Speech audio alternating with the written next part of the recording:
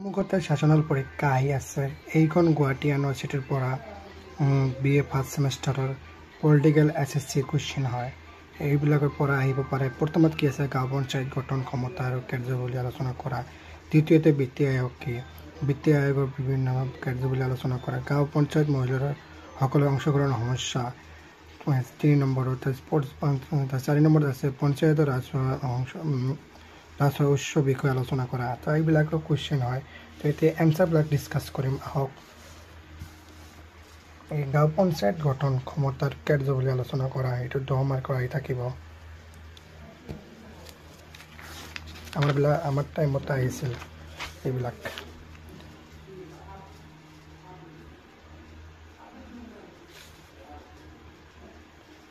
মাৰ্কে ভালদৰে লিখিবৰে। তো বিত্তীয় আয়োগ কি, এতিয়া বিত্তীয় আয়োগ আছে। আমাৰ বিত্তীয় আয়োগৰ বিভিন্ন কাৰ্যাৱলী আলোচনা কৰা। বিত্তীয় আয়োগৰ অসমৰ বিত্তীয় আয়োগ এটা আছে নিচত,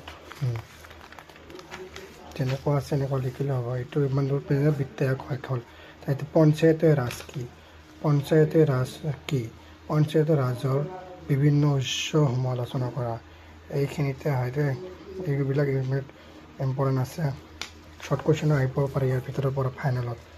মই পিছত চাই দিম ফাইনেলত কি আহিব পাৰে ইয়াৰ ভিতৰৰ পৰা SSC। এইটো গ'ল। এতিয়া পঞ্চায়ত অনুষ্ঠানত মহিলাৰ অংশগ্ৰহণৰ সমস্যা আলোচনা কৰা, সমাধানৰ বাবে পৰামৰ্শ দিয়া। মানে সমস্যা বিষয়ে আলোচনা কৰিব কৈছে আৰু সমাধানো দিব কৈছে।